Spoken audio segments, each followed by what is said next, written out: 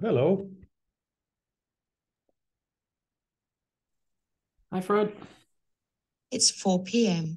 On the dot, 4 p.m. Good to see you again. How are you? Yeah, a bit rushed today, but very excited to be here, of course. So this is very nice, just trying to close a few screens and so on. How are you? Yeah, I'm okay.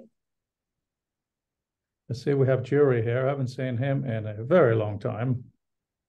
Hi, Jury. Are you only audio today? He was there like 30 seconds ago, just saying hi. Hi, Frode. Sorry, I got to do some stuff in the kitchen because the doctor may come for the cat, and so I'm busy. But I'm here. I will be talking, but I cut the video because I got to do things. So No, that's absolutely fine. come back. Hopefully, I can see things. Hopefully, yeah. Sorry, it won't be too long, 15 minutes or so. But need to sort things out. Absolutely fine. Just good to see you. Hello, hi Peter. I got to be off camera for a minute or 10. Yeah. And Matt, you are new, unless I have seen you before under a different umbrella.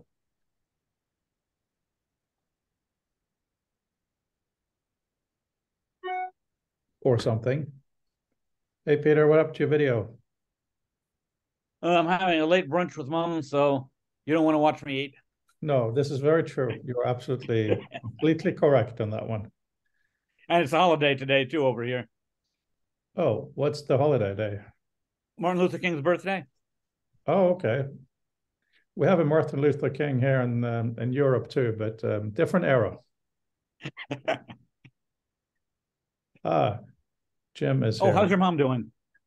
Yeah, thank you very much. My brother and I have been taking her out to a lot of lunches to make sure she eats. If it's varied food, she'll eat more, so she's doing better. How's your mom? How's your mom, Peter? Great. The eye drops are going to be done soon, and her eyes are so much better after the cataract surgery. It's amazing. Fantastic. Fantastic. And we got her reading glasses now, so she's back in proofreading capable mode. Oh, excellent. Another proofreading resource. Good to know. Can never have too many of those. Jim is here, which is wonderful. Fabian, obviously. Yes, I'm glad you're back, Jim. You're on and off, which is totally fine, of course. And we have Simon here. Oh, you're sitting in a loft, Simon. How cool is that? At the top of the world. Fantastic. And, oh, yeah, the screen is jumping all over the place. Arthur Perret. Where did Arthur go? Oh, he's top left. Fantastic, as he should be. Chris is here. Wonderful. And we had a Doug for a second. Oh, there you are. You're in the middle. Hello. You're also new. I guess we should do introductions in a minute or two. People are popping in. There are a few people who can't make it today, but those are regulars. So it's not that big of a deal because they do watch the video. And we hope to see you again, Arthur. So they'll just have to write down their comments and questions.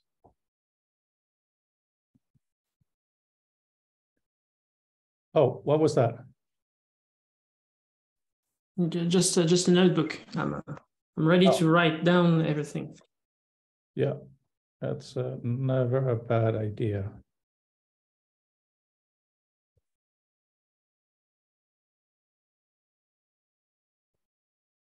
I think there was someone earlier who joined and may have, just looking at the emails here, and I've gotten the time slightly wrong, but that's okay. We're coming up to 5 past, so shall we start with basic introductions? Okay, we'll follow my screen layout to keep it simple. Arthur is first, so you will go last because you will have the longest introduction, the whole presentation. And then there's me. I do 2 things: Future of Text, Book and Symposium, and software augmented text for Mac, Reader, and Author. If you don't have it already, and if you want to try it, just ping me, and of course I'll give you code. Jerry, are you available to introduce yourself? Just a second. Okay. Yeah. Hello. Yes. I think I've been to the 2017 Future of Text and been in there for quite a long time. I've been out for the last couple of years, really, at least a year. I'm trying to flip the paradigm, not just shift it, and it's hard. Chris knows a lot about that too. So it's not enough to go from centralized to decentralized. We really need to go people-centered, as we would say. So interpersonal. Anyhow, so that's me. I'm glad to be back, and I was very excited by what Arthur is going to present. So I'm here. Okay, yeah, that is Jerry in a nutshell. There's so much more, but I'm sure we will get to that over time. Jim, you're next on my screen. I'm in Silicon Valley, Menlo Park, California, near San Francisco. I'm particularly interested in the formatting and graphic aspects of text and written language. I'll leave it at that. Nice summary. Peter. Oh, there's only one Peter today, so that's you, Peter. Okay, last time there was more than one, and I was the second Peter in the row, so yes, didn't want to start prematurely and cut him off. Okay, so I'm an attorney and a programmer, an independent scholar. Primary interests are programming language design and user programming, hypertext. Literate programming is very, very important to me. So I spend a lot of time thinking about formatting and fiddling in the inners of LaTeX, far more than I like to. that sounds good. Nexus with the group. Thank you, Peter. Fabien. Hello. So my name is Fabien. I'm a prototypist, mostly focusing on VR and AR. To put that into context and to prepare a bit for today, a bit of code there, a bit of AR on the right. You can imagine the VR on the left, and I'm quite curious to see how the Mundanium and everything related to it could help me hopefully have a clearer mind how Arthur's works engage with that. It's funny you should show that, and very relevant. I'm very grateful. I've been working this morning on trying to solve something in my own author with knowledge management, knowing that I should probably write it down before I see Arthur's presentation. Everybody, please obviously mute when you're typing on, massive keyboard. That's you, Fabian. Boom. Doug, over to you. Yeah, I'm a little bit of a stranger in a strange land. I'm a professional user. So I come to you via referral from Carl Ebenstraight. And I've been working for a couple of years in service to helping him get his PhD over the line. And this domain is part of that. Fantastic. Glad you're here. Chris. I'm Chris Gebhardt from Pittsburgh, PA in the US, and I'm working on a project called InfoCentral that has changed directions a few times, been a little bit on hiatus last year, but I'm ramping back up with a little new direction, particularly focusing on the topic of the year for feature text with just the simple applications for collaboration and document management and all that sort of thing. Thank you, Chris. David LeBeau. Oh, hey, everyone. I'm the CEO of Highlighter LLC and inventor of the Highlighter platform. Highlighter is a machine-assisted, multi-source sense-making system, and I'm currently exploring the possibility of using Highlighter with the 3-volume Future of Text set to produce some kind of synthesis and possibly a book from a distributed sense-making activity involving people that want to jump in on it. Yeah, that is a really exciting project. Simon. Hi, Simon Grant. Very. I'm in currently in Belgium from UK originally. Jury alerted me to this, and I thought, after looking at the material, I thought, hey, yeah, this is really interesting. I've been working on my interests include knowledge commons for a lot, and also the structure of wikis and the sort of overall distributed wiki architecture. So I've been following a few people on that, and this looks really interesting. Thanks. Thank you very much. Glad you are here as well. Matt. Hello, everyone. I'm Matt Caton, and I work for The Brain Technologies. So I was also invited by Carl Habenstreit, and Doug, you're no stranger. We've met in web meetings in the past. But I think our technologies have some similar overlap as far as the preview I saw of what we might be looking at today. So I'm just interested in seeing the presentation. Oh, fantastic. And finally, for now, there will always be one or two stragglers, but we'll deal with that. As James, who may be muted. No, there he is. Oh, hi everyone. Thanks. I guess this is just a short intro. I was invited by Jury. I work with Jury. I'm a co-founder of an organization called Stop, Reset, Go, which is involved in developing sense-making and developing solutions for bottom-up rapid whole system change on a planetary scale. So I'm working with Jerry to try to develop, help with his system and other systems to see if we can develop some kind of a knowledge commons that can drive rapid system change. Well, that sounds very good. What a bunch of people. This is fantastic. Arthur, over to you. Before you start your proper presentation, is there anything you'd like to say about how you want today to go? Do you want questions after or in between, or what kind of things? I have a few slides. We can do questions after. That'd be fine. Okay. Very good. All right, over to you. Okay. I'm going to try and share a specific window if I can.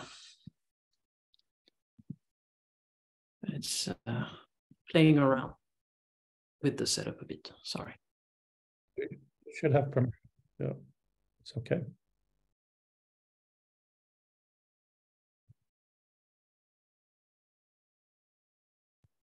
It works.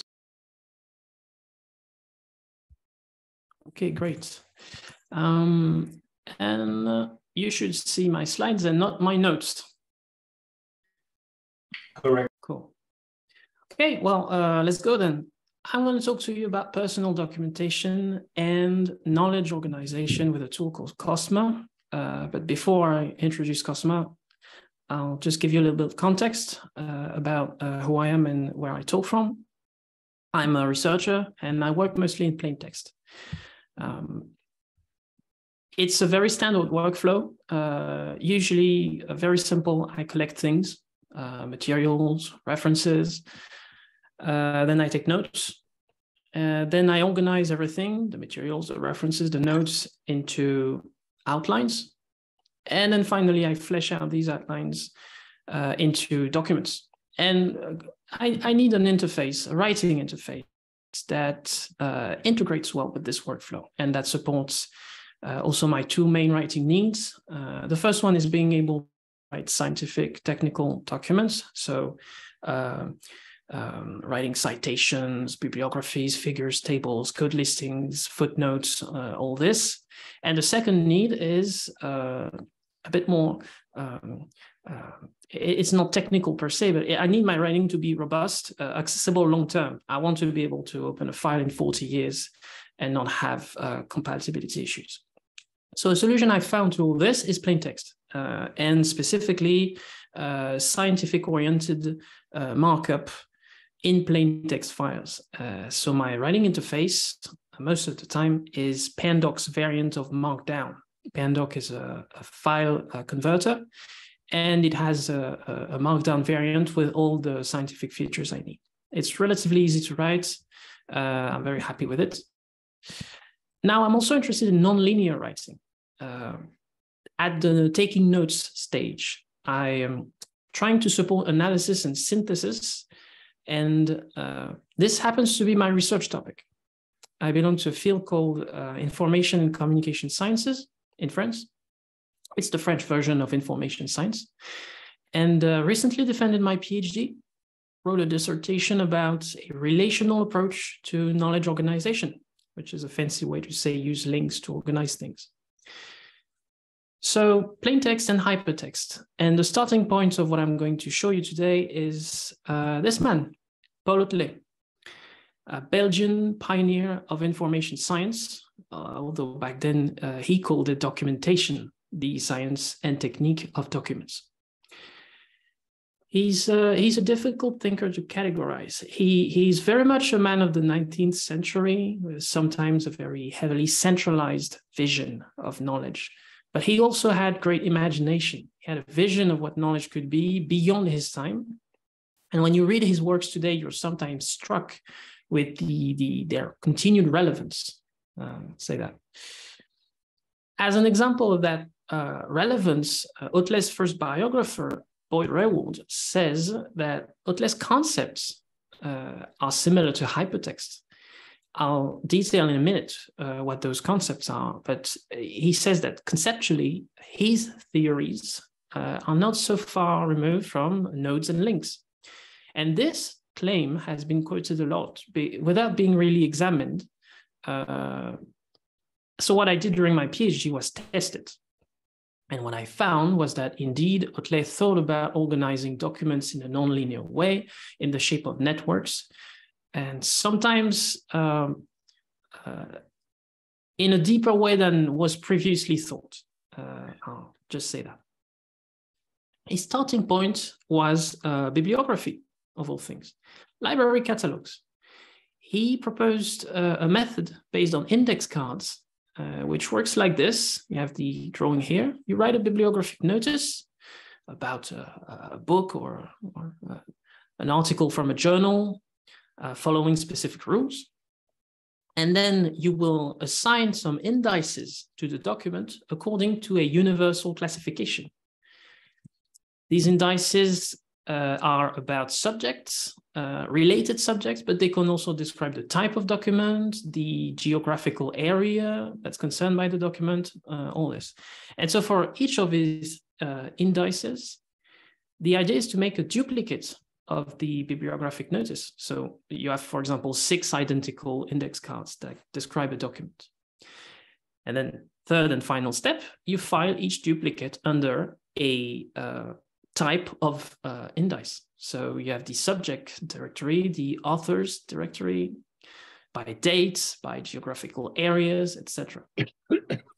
Basically, rephrasing this with modern terms, this allows you to find a document's notice, a document's description through any metadata that you want to use to access it. And that idea, he went and took it beyond bibliography, imagining it as the basis for an encyclopedia, a card-based encyclopedia. His idea was that you would take source documents and split them in as many cards as they would contain ideas. And you would record, summarize the ideas, each one on one index card. This is the monographic principle, the first of the 2 concepts. Basically, one card, one idea. You have versions of this principle that have existed in other authors. There's Beatrice Webb, who's a famous sociologist, said one card, one fact. So it was a very common principle in the 19th century and then the 20th. But the specificity in the case of Hotelet was that you would then use the classification to index these ideas with as many duplicates as needed to be able to access each idea by each point. And he describes this as codification and correlation. Codification means that you give a code, a unique code to each idea, and this code is just the sum of the indices according to the universal decimal classification. That's codification, and correlation means that ideas are linked because the cards they are recorded on are brought together under common indices in the directories. So you have on one hand this monographic principle, which creates documentary units. And on the other hand, you have the classification that connects these units indirectly. And that's what Boyd Raywald had in mind when he drew his analogy with hypertext. The thing is, Hotelet never stated a relational theory as such. He frequently used the image of the network. This is one example. But he never got around to fully develop the implications into a proper document theory. So in my dissertation, I call this an unfinished theory. Now, jumping forward in time, my PhD was funded as part of a larger research program dedicated to Hotelet. And the team created a website called Hyper Hotelet that pays homage to his ideas. And it uses hypertext and Omeka, which is a CMS for digital collections, specifically the semantic variant of Omeka, which allows the use of an RDF model. And what the team did was that they layered a custom interface on top of Omeka, the custom interface being these graph views that you can see here. They allow visitors to sort of navigate between all these collections, these archives, publications in different ways. And my personal interest within this program lies with the links, the role they play when we are deep in knowledge work and their effects on knowledge work. In order to study these links, I've, compared to the team, I narrowed the scope of my own research to personal documentation. And this brings us to the subject of the presentation today. Personal documentation sends us back to a long time ago, but in the context of this presentation, at least the 16th century, when scholars would have these commonplace books, such as this one, where they would record things and index them under subject headings. I think this is a screenshot from John Locke's commonplace book, or one of his commonplace books. So the primary mode of organization was indexing. And over time, people started to move from the bound book to slips of paper, to the backs of playing cards, and then to index cards. And this brings us progressively to Hotelet's time. He wrote a bit about personal documentation. There are drawings in his archives about this topic. Specifically for him, personal documentation was interesting because it was linked to the ability to analyze and synthesize. Basically, Hotelet thought that the methods you applied in your personal documentation had some type of influence, of impact, on the way you would be able to break things down and then reassemble them into new ideas, new sets of knowledge.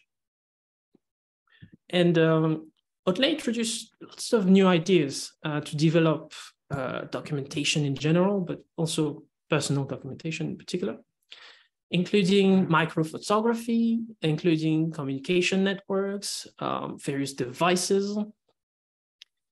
And I also showed you that he had the conceptual basis for a relational approach to organizing documents.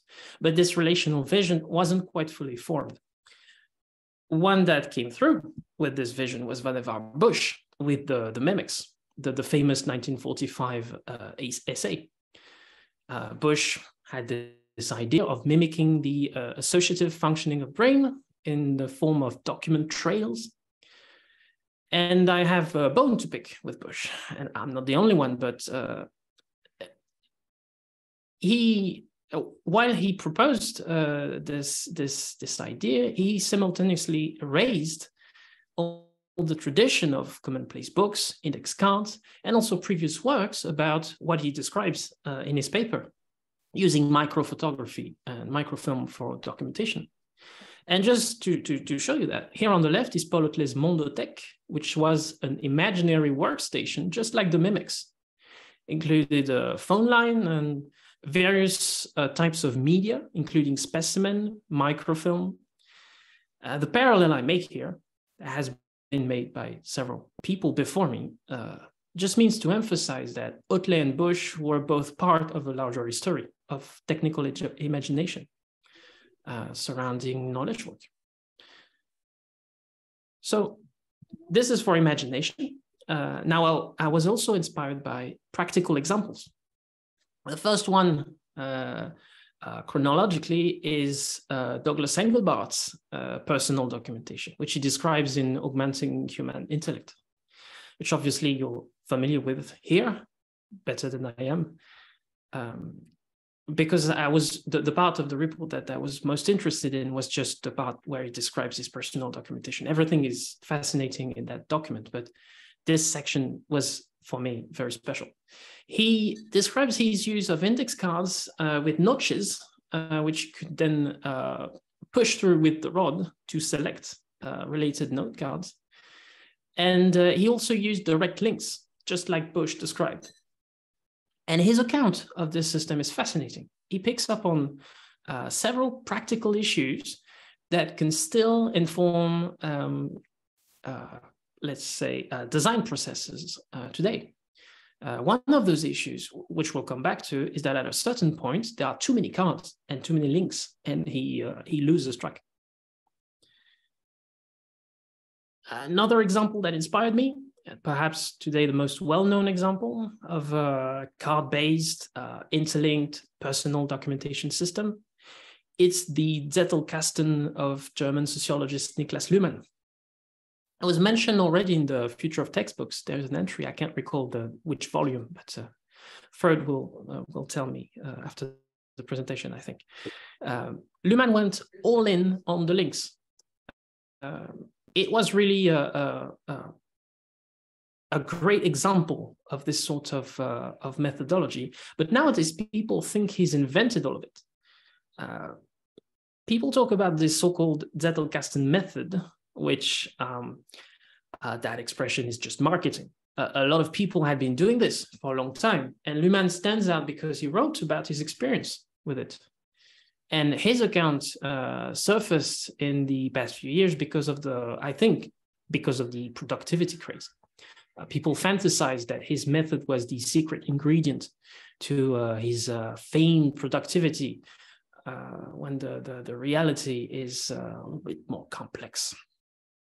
But anyway, so I had these great examples in mind of thinkers, knowledge workers who were using cards as nodes and some technique or other to link those nodes, to organize their ideas, to produce new ideas.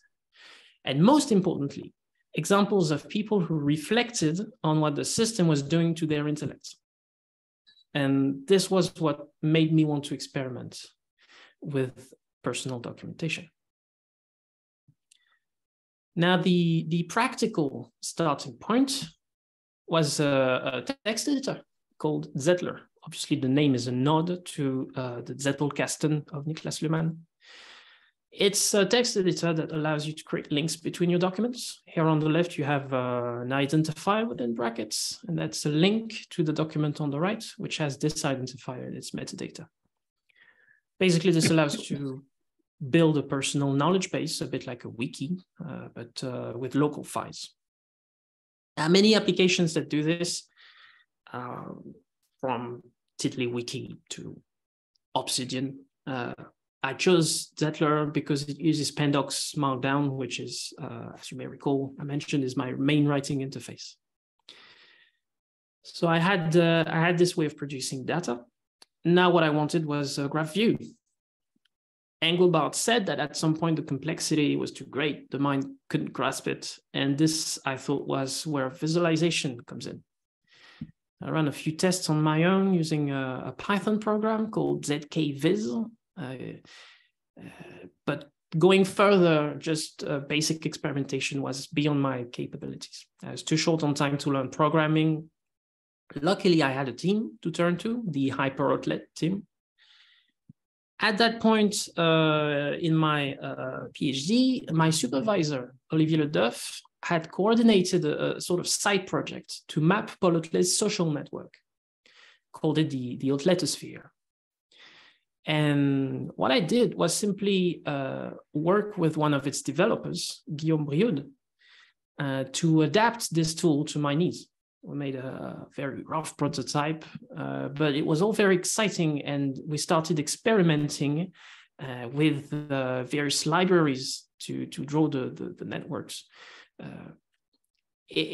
We eventually settled on D3. We might change in the future. It's a very interesting area there's lots of developments in this area. But ultimately, we arrived at a little program we called Cosma.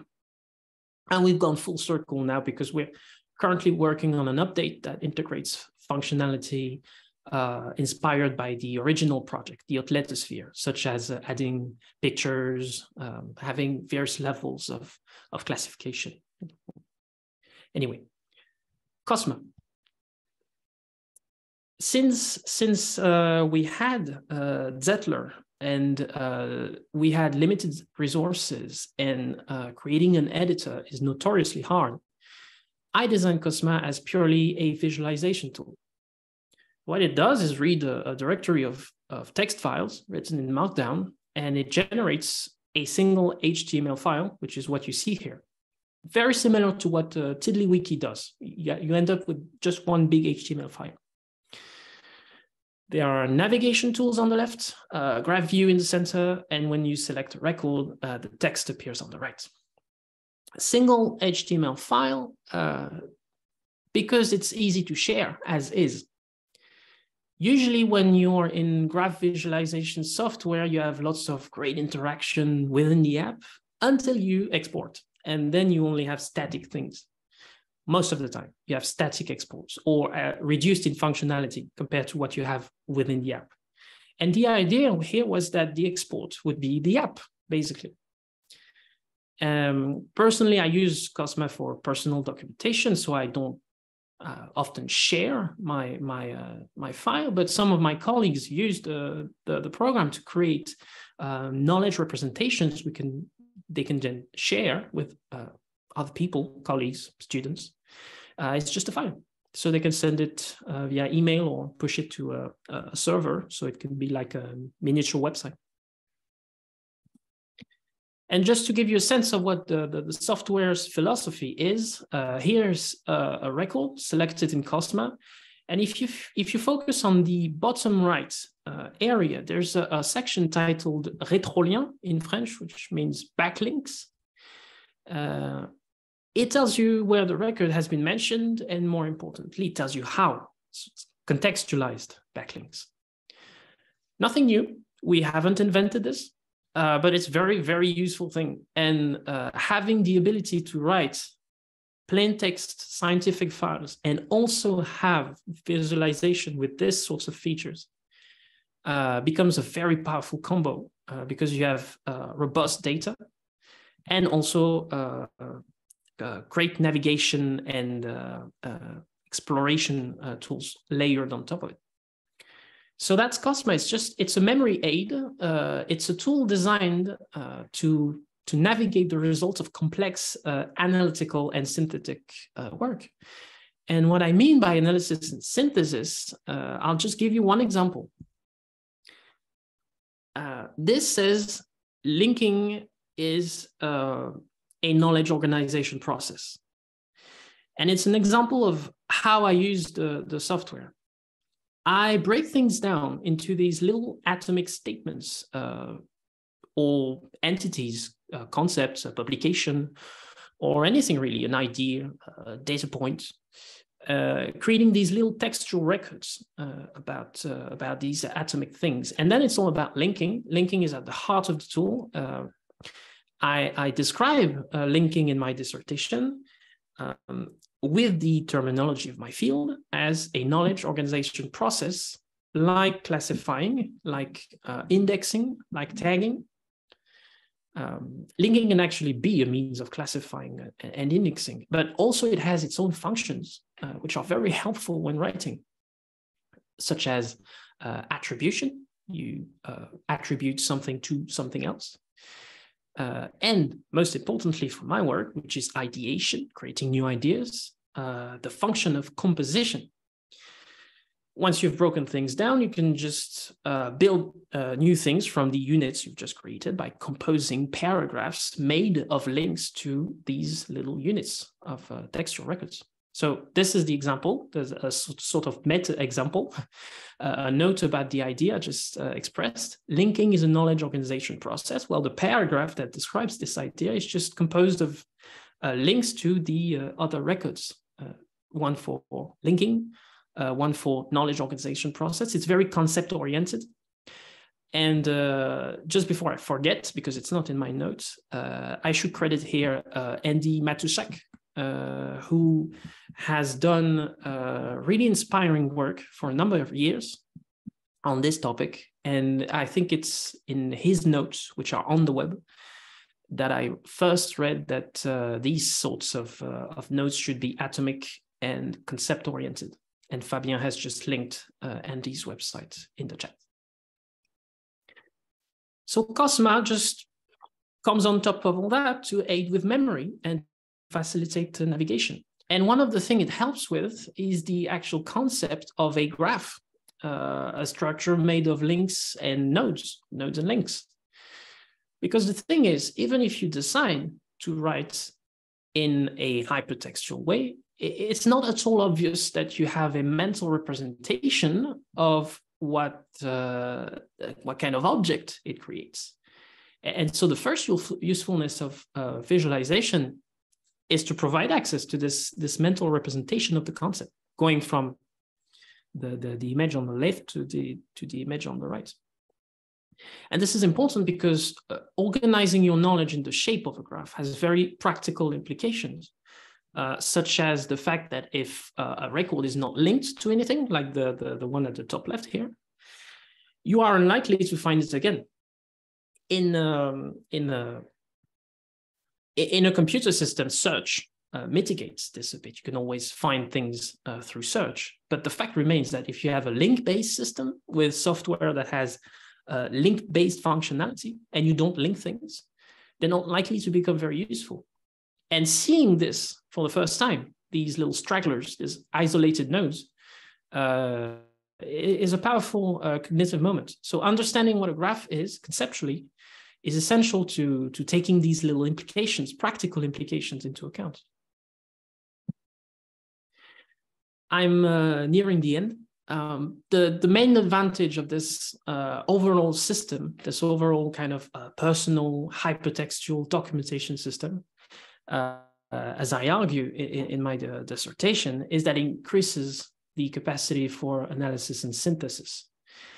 And this is twofold, because knowledge work is twofold. You have benefits related to what you're studying, the knowledge area you're working on.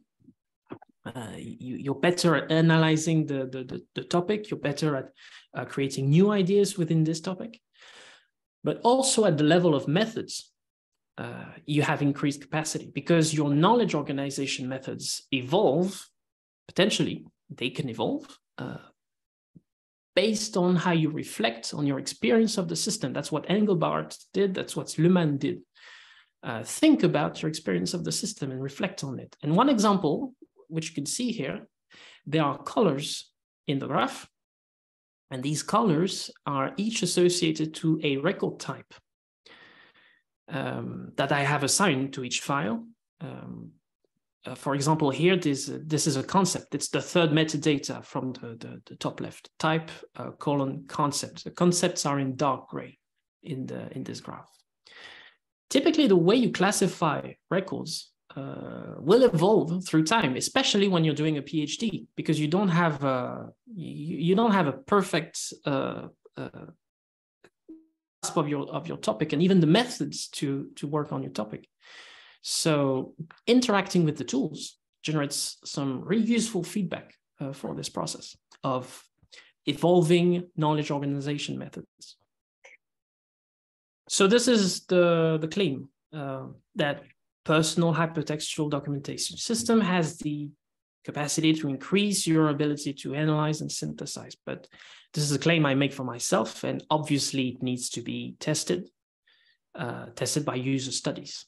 And that's what I'll be doing next.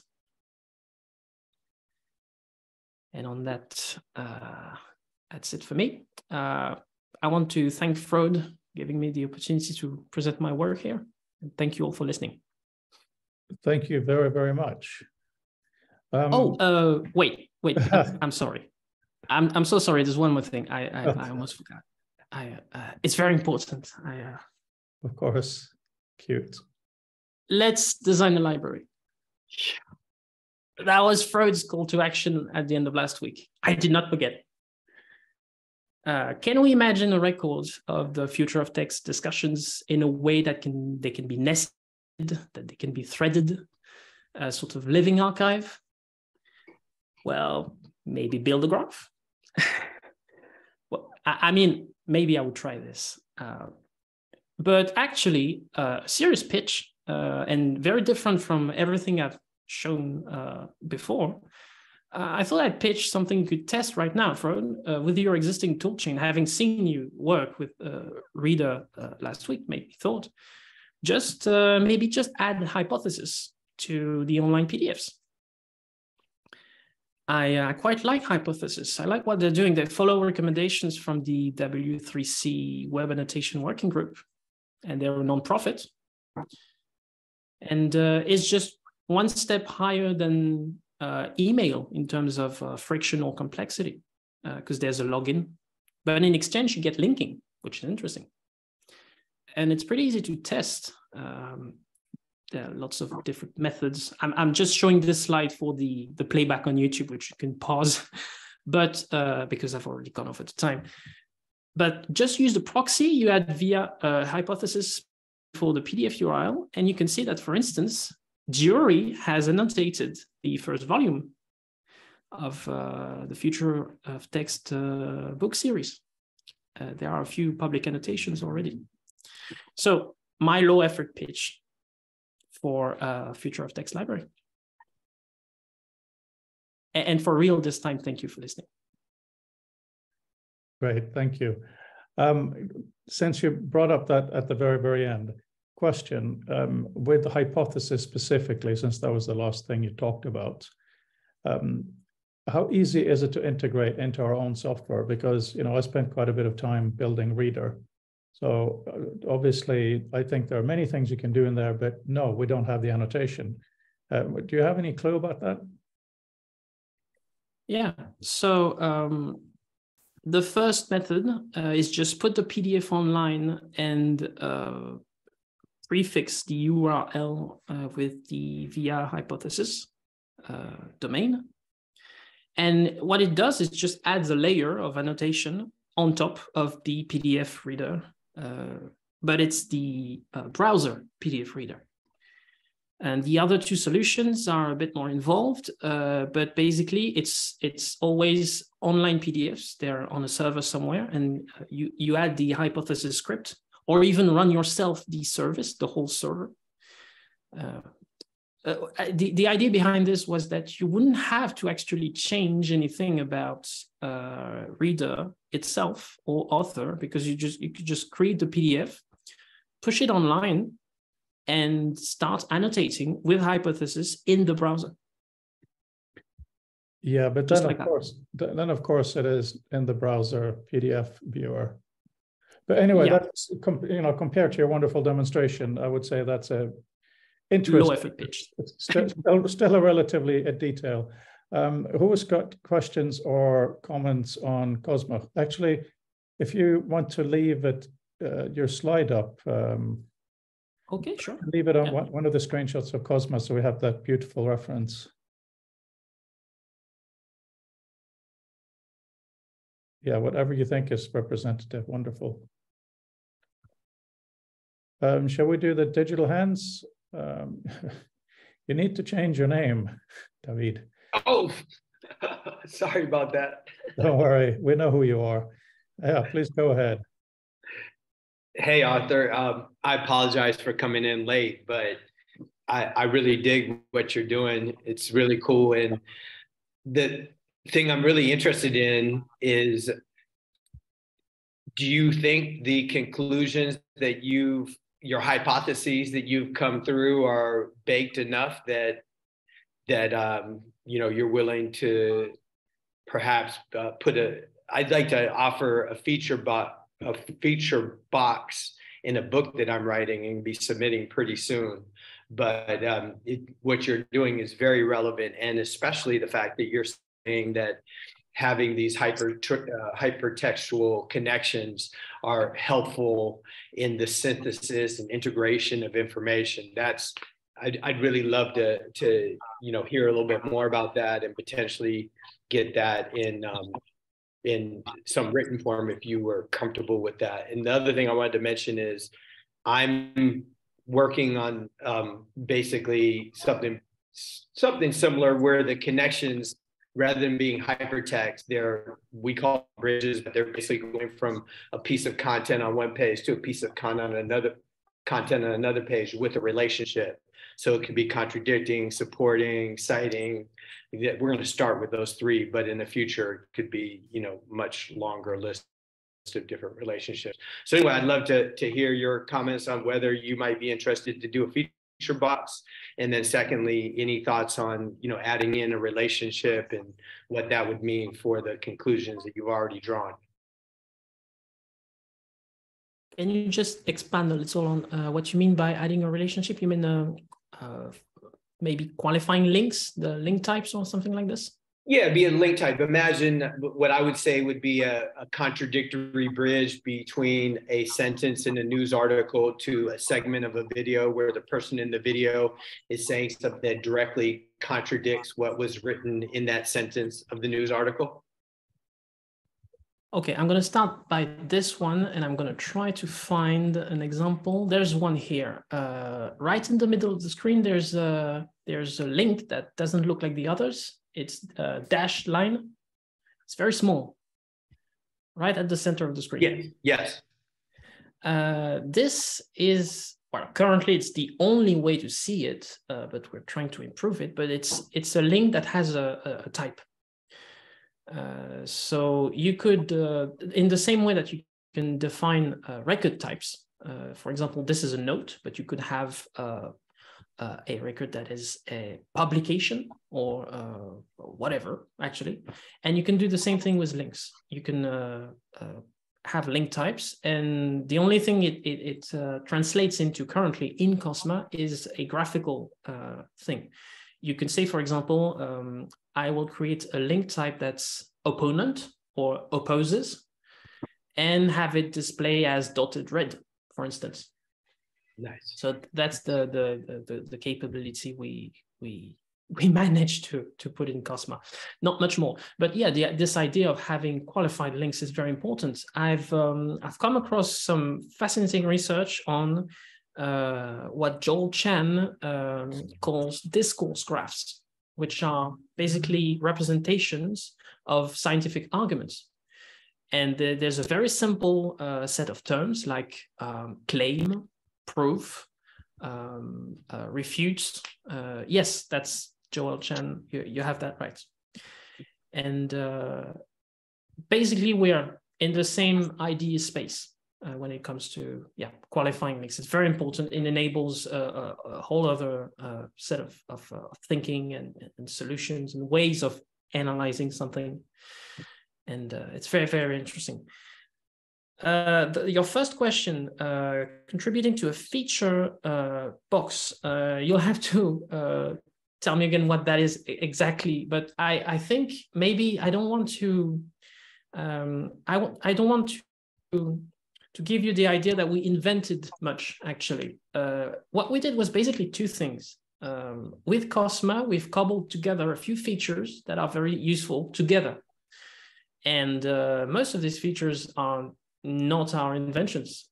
We've just provided a sort of package that is useful for scientific knowledge work. And the other thing I did was translate basically things that were being discussed among tool designers, developers, users into academic language, which had not yet caught up with the tools for thought sort of Rome, Obsidian, Notion space.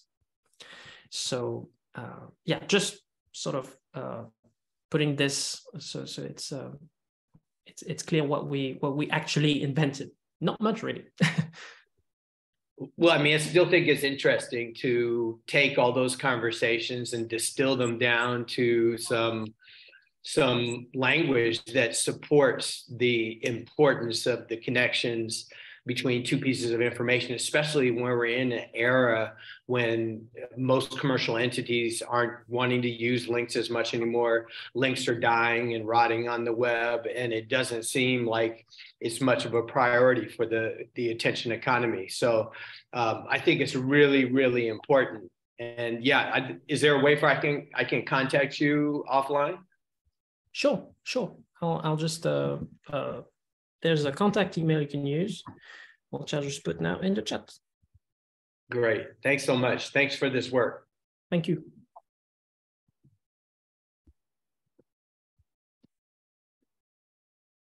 Okay, I have a question. By the way, please be careful with the chat, guys, because there's so much great stuff in there, but it's easy to lose it in the discussion. So if it's important enough, please say it as well. I saw one of your first slides where you had plain text and it said, it referred to the issue of putting everything in a bucket. So how do you deal with that? What do you feel goes into this? What doesn't go in? And do you connect things that may be inside and outside Cosmo? Well, typically, yeah, everything bucket. Most of my screenshots that I use for presenting the tool are a bit self-referential because I also take notes about taking notes and those tools and etc. And you rightly caught the everything bucket one. It's not an approach I would personally use, but there's some great software to do so if you're interested in. I don't do it because I guess I'm a little bit influenced by Unix philosophy. The idea of having separate tools that do each one a specific set of things, they do it well, and they can talk to each other. And so if one part of the chain breaks down, you can just replace it with a concurrent, an alternative, sorry. One example, I don't put PDFs in my notes. It's just text notes about PDFs sometimes, but my PDFs of research articles, books, etc., they live in Zotero. So a proper reference manager. And this is a very different approach from what people used to do 10, 15 years ago. There was a seminal work by Markus Krajewski.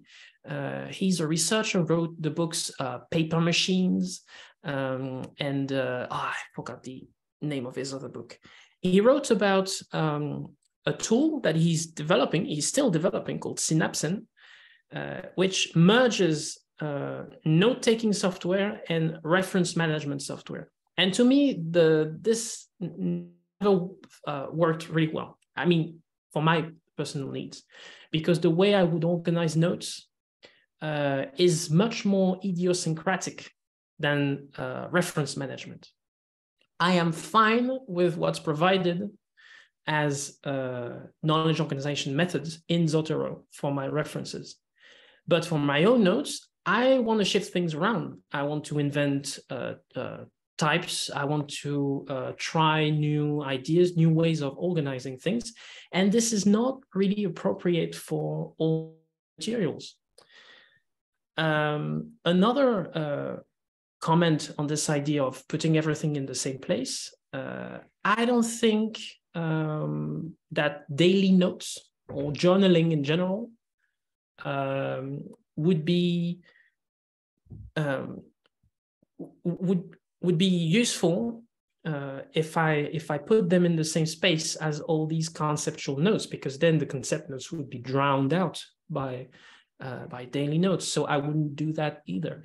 Yeah, I just think it's useful to segregate things a bit. Now, what we're trying to do with the next update for Cosma is to give the user some filtering capabilities. So say you want to keep everything in one folder, well then be able to filter the documents you want to appear in the application based on record type or tags, or maybe just a file format. And that would be a way of compromising. That would be a way for people who put everything at this in the same place to maybe try Cosma on a subset of their nodes with just a filter to provide to prevent drowning out. I'm very grateful for that. And when I do the transcript, this section, what you just said there, will have a very big bold, because I think with all due respect, it's a very mature perspective, and not reflection on anyone's age, but you know, we seem to go through in this community these phases of dealing with a small thing, dealing with everything, dealing with a small thing, and you're saying, let's deal with different things, let's specialize on how we deal with them so we don't drown things out, and then we'll figure out how to connect them. So that was really appreciated. A couple of hands up, wonderful. Start with you, David.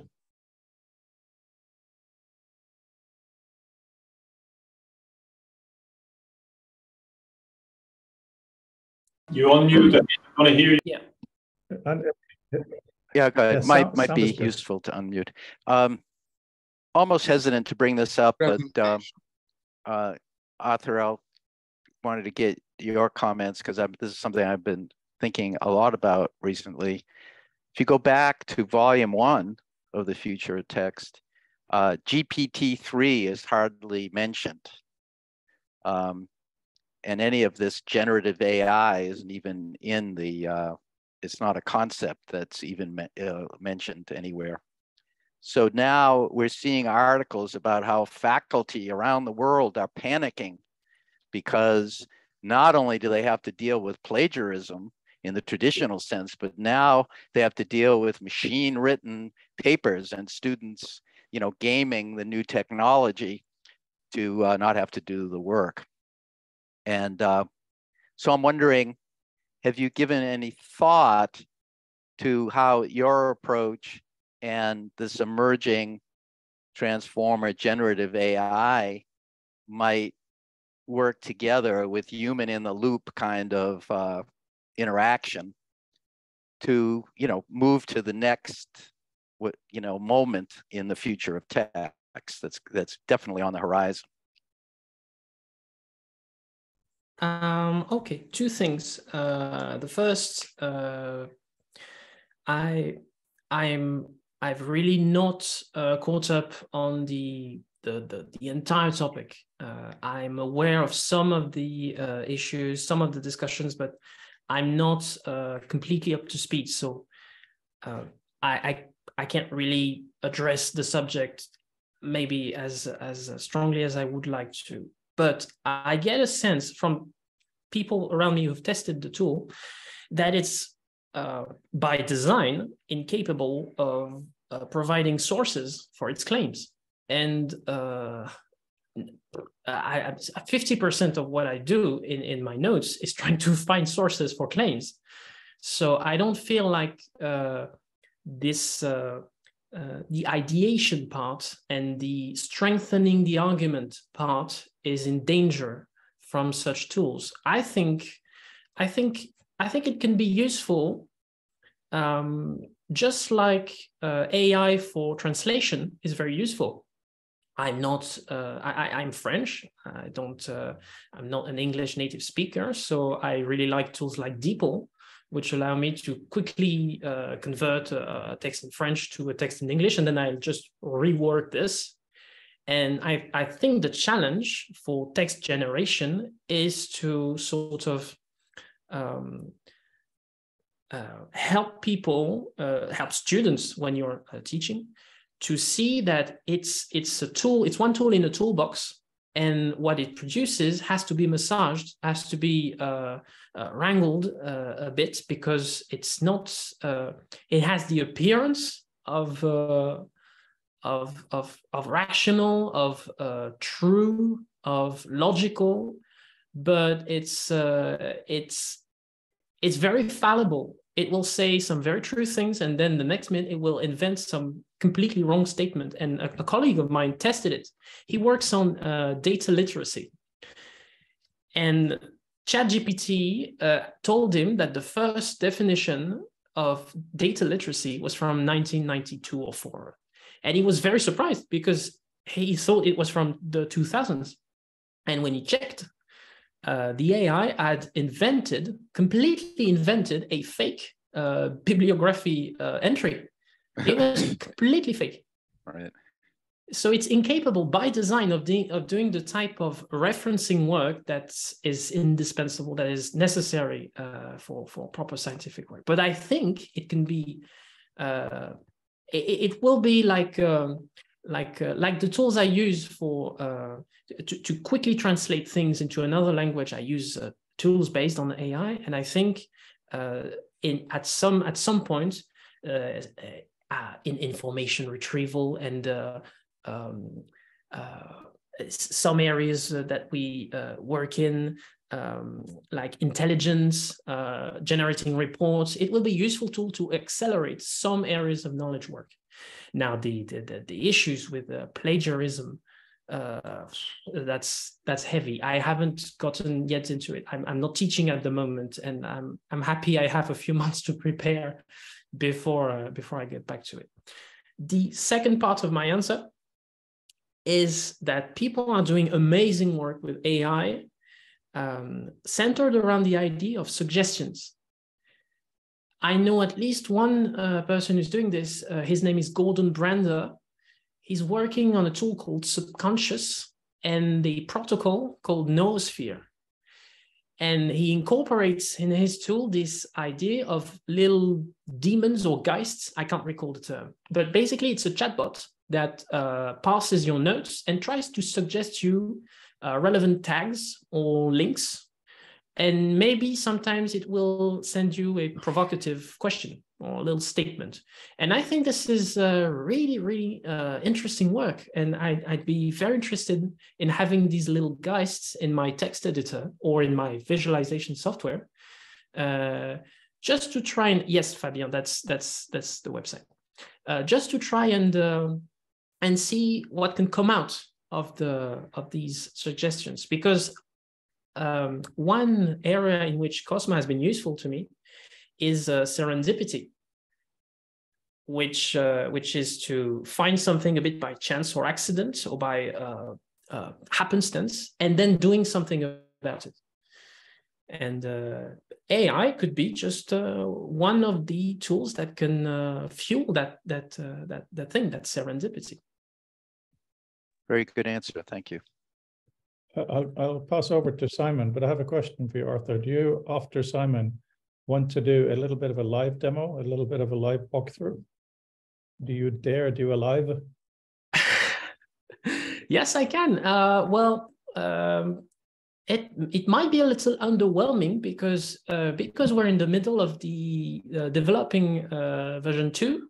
I'm mostly working with the command line version of Cosma. So it's a little less shiny than the GUI, but yeah, I can do a demo. It'll be very simple. Just create a note and show you a bit some interactions. I think for this community, it will not be underwhelming. It'll be greatly appreciated. All right. Okay, Simon. Great, thank you. One question that I've sat with for a long time: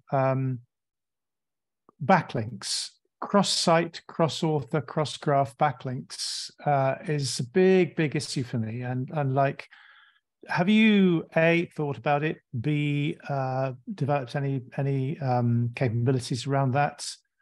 That's the first big question, backlinks. And the second one, which has come to me just during the course of this presentation, is are you able to separate individual nodes and the graph visualization in some way so that you can actually get different plug it into, because a graph can be overwhelming. So can you actually segment graphs a bit like graphs in sort of ordinary? I think what I'll do is I'll just jump into the demo and start with these two questions, because I can show you I can show you what the tool can do, which is exactly what you're asking me. Okay, I'll just share the whole screen and not worry about what you see.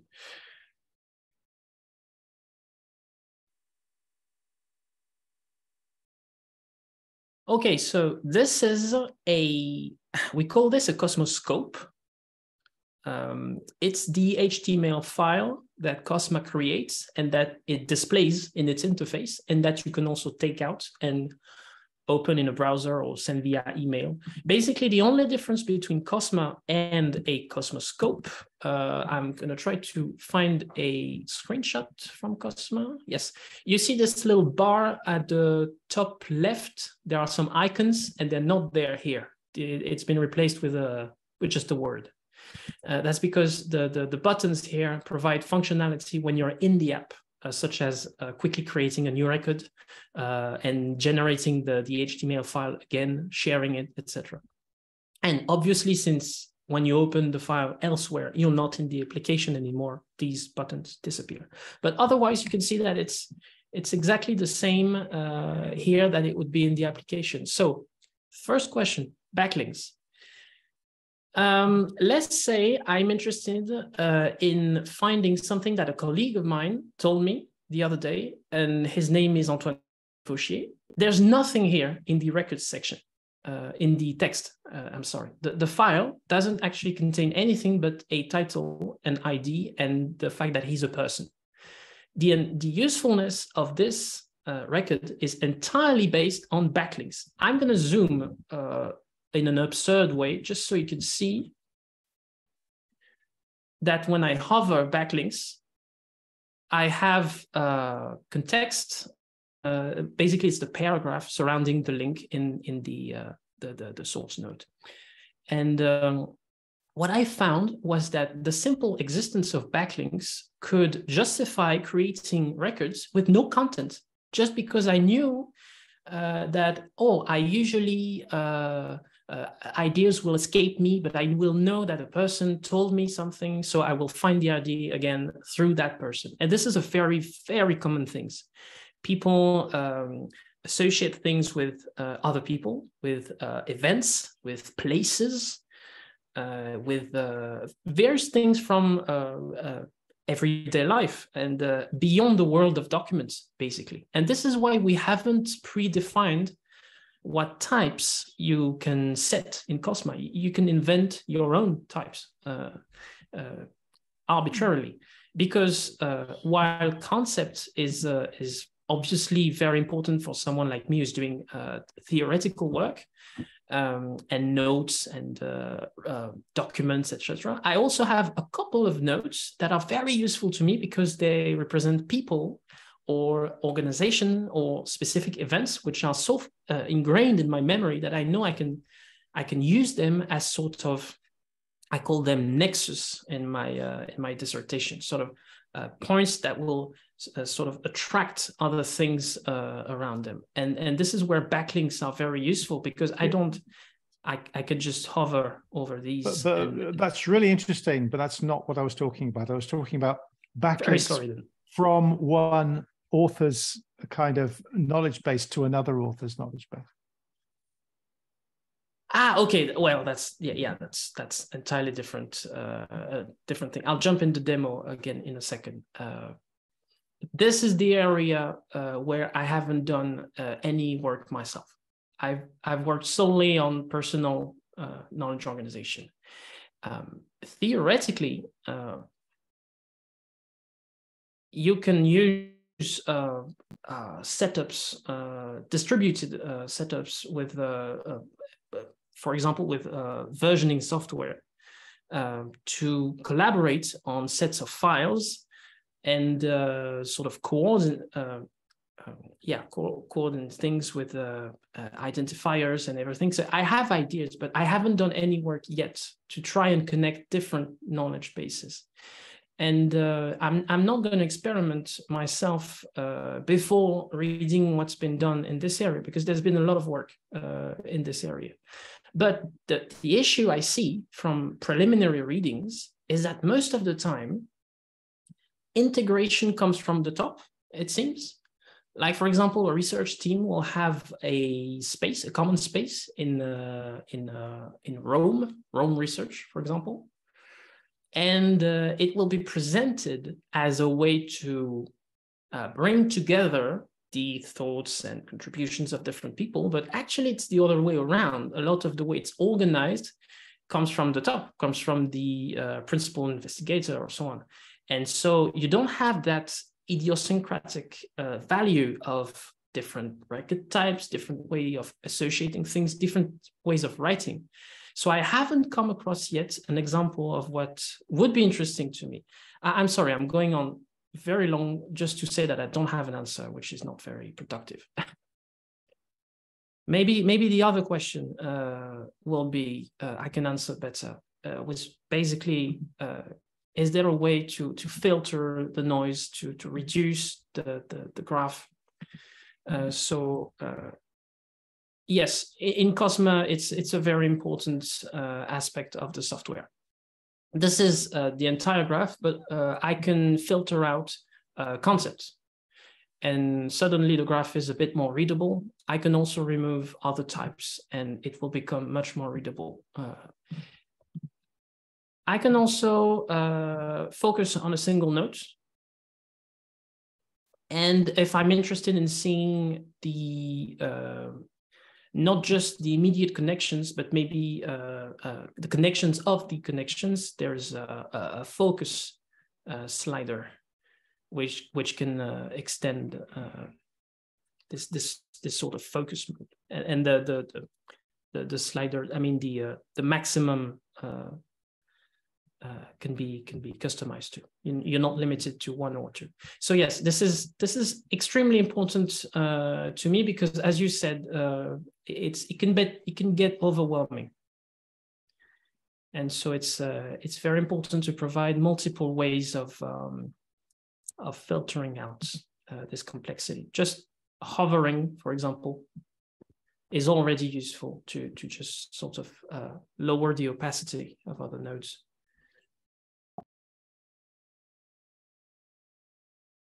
Right. Is that what you were asking me about? It's okay. You can pass on to some more questions. I've not really, but thanks for the answer anyway. I'm so sorry. That's okay. Maybe I didn't understand completely what you were asking me. Let's not drop it quite yet. The fact that we have confusion here is probably much more useful. Okay, just very briefly then.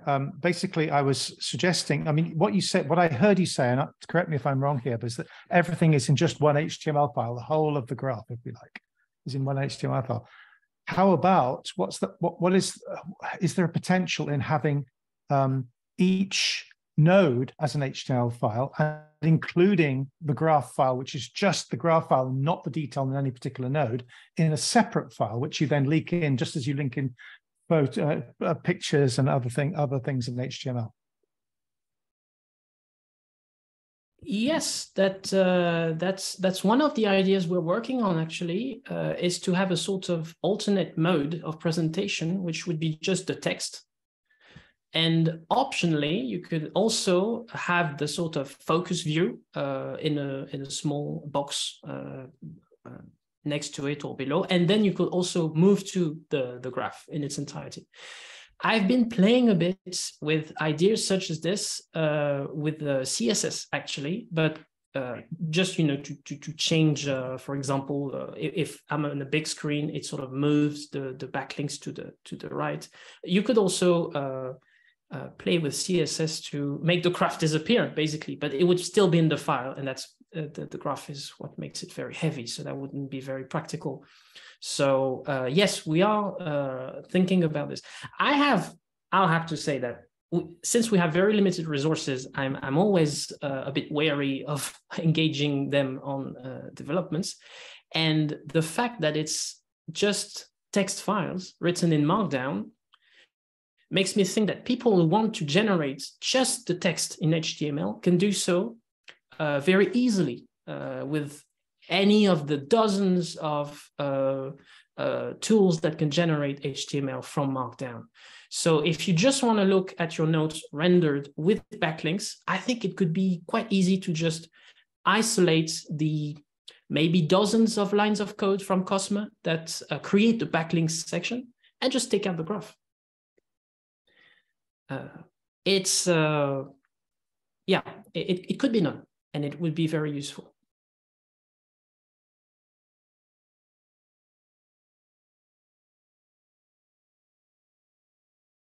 Yes, have you had a chance to take a look at literate programming yet?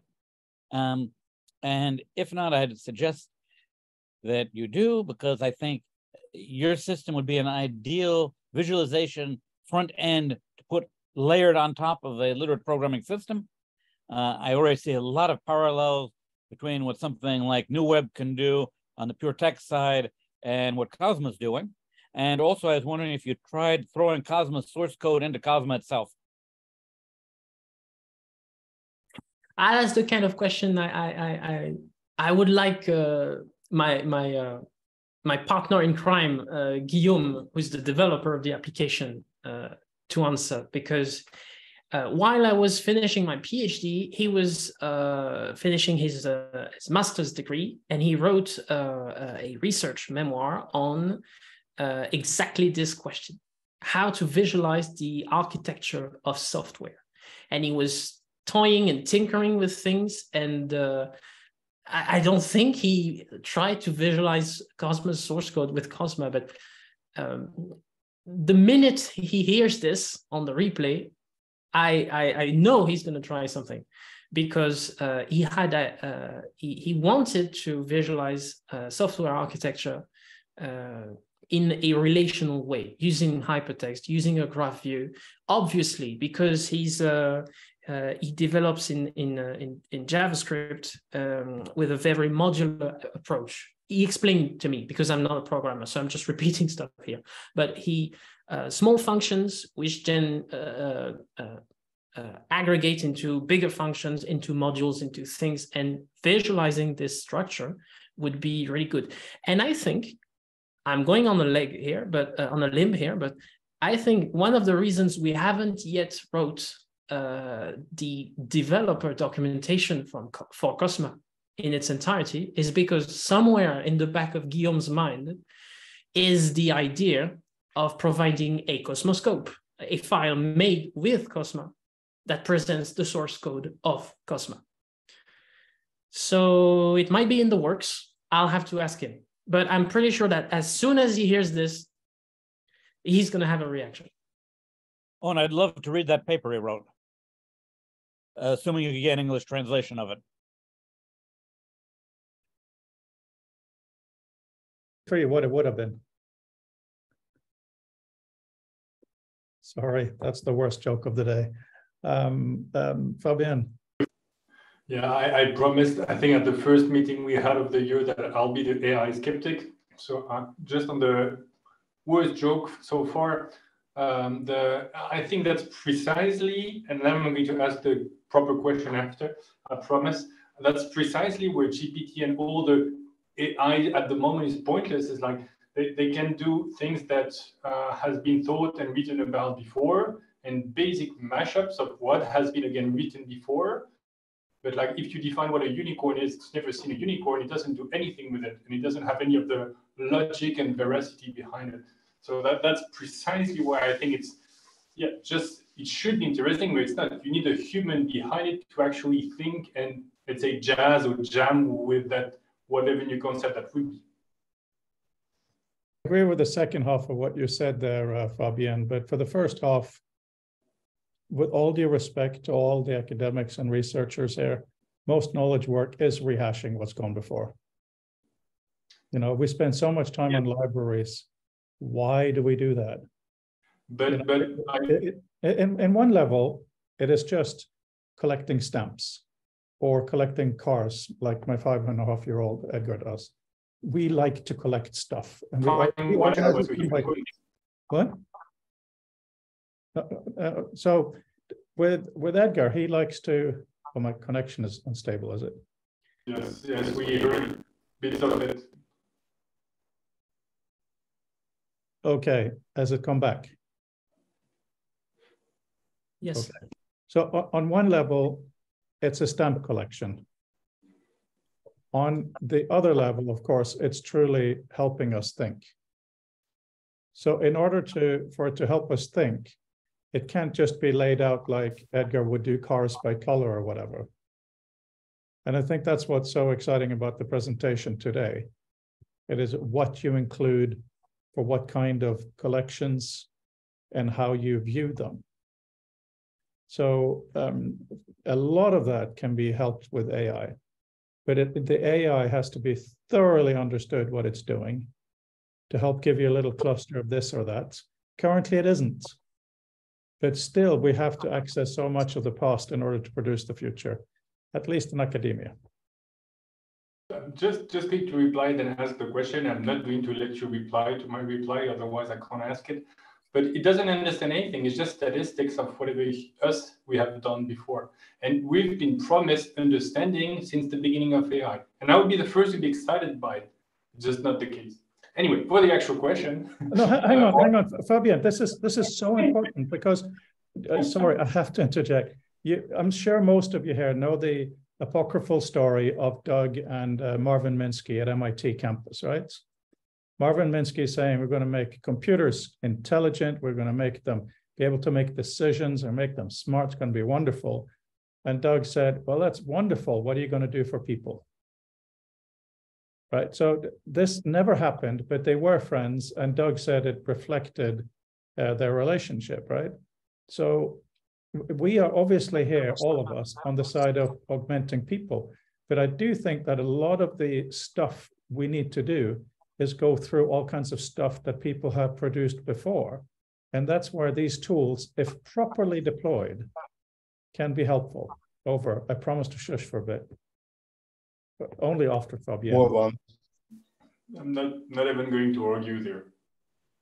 Anyway, Arthur, one of the way I judge some work, including some of my own work, is if I go on holiday with it, or if I cannot bring it to holiday, do I feel bad about it, basically? So I'm wondering, I know it's for work and research, but I imagine that you cannot stop thinking about your research even on a holiday. So do you have a way to use it, let's say, in a mobile-friendly manner when you don't necessarily have your whole apparatus? And if it's not like that time, for example, I guess in the shower you don't use it, what is like the one functionality or set of functionalities that is really like, this is missing so bad that it feels like it prevents you from thinking properly? Well, I don't know whether it's because I haven't taken a proper vacation in so long, or because I would just bring a notebook and write things down. And then when I come back to my computer, I would sort of go back through what I've written down and try to weave it into my notes. Yeah, if it's very important to me, this idea, I will write it down on paper.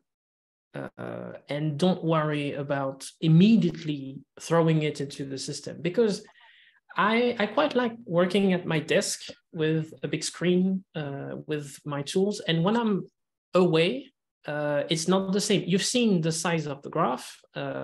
Even on a 13-inch laptop screen, it's starting to get a bit cramped and less comfortable. So I don't often work within Cosma elsewhere than at my desk. And if I do, I just have this little pocket notebook and I write things down in it. And when I'm back at my desk, I sort of go through it. It's a very boring answer. I'm very sorry. Just to something, because while Freud was talking about there are many things out there and we collect them and we remix them, and then it's just this endless cycle and we advance very, very slowly. If you take papers, we publish papers and then we use papers to help us write new papers. Okay. Move this model to personal documentation. If we shared personal documentations about, or personal, let's say, knowledge representations about some things, whether personal or built collectively or whatever, it would help create other sets of knowledge representations. So, for example, I want my colleagues to help me work on this topic or so. I will take Cosma and produce a graph, and then I will put it online or send it to them. And with this, they can say, oh, we need to add this definition, this record type, this thing, this thing. This is why I insisted at the beginning of the design process for it to be an HTML file. It can be shared easily. And so if it can be shared, it can be linked to and then it can be copied and remixed. Ideally, the file would also allow you to copy the source code. Well, not the source code, the source material. Currently, what it does, it has a little box in which you can copy the reference data. So if you've included any citations, any bibliographies, there's this little box in which you can just copy I think it's JSON, CSL JSON. It's not BibTeX, but it's CSL JSON. You've got all the references there. You can just copy and paste it into your reference manager. I would love to have another box, which is just the markdown source of the notes. Because that way, if you see you're reading my Cosmoscope online, you end up on a note you quite like, it's interesting. Well, you can just copy the source instead of copying the HTML, which is a bit unwieldy. You have to transform it back into Markdown. Ugh. So this idea that sharing things in the shape of what you're also working on, like you share a paper, and that helps people create other papers. I completely agree. That would be what I would like to do with these sorts of personal documentations thing. And I keep saying personal because it's my experience as a PhD student. It was my personal documentation. But we have built collective sets of knowledge descriptions with my colleagues about smaller topics, like just 50 entries about a subject, like open data or the history of this character, and when you put them into the wild, well, search engines index them and students can find them and colleagues can sort of copy stuff from them. It's in the same spirit as sharing papers, except the end result is that people won't write papers, but write their own sorts of personal recollections about the same things that you've shared. I'm rambling, sorry. No, that was not rambling. And that's really, really important because I think the notion of publishing is really, really, really valuable because publishing means making something public, which is what you're highlighting. And obviously that's why we have both manuscript formats and things like PDF. And of course, this is not to say anything about PDF, but you should be able to publish your work in formats, Markdown or whatever, that are accessible for others to take in. Mark Anderson is not on the call right now, but he is one of my fellow students. And he has a very good knack at the history of hypertext. He has a different perspective than me. I would like to have him be one of my DJs. I would like to subscribe to his view of documents because it gives me something I don't have.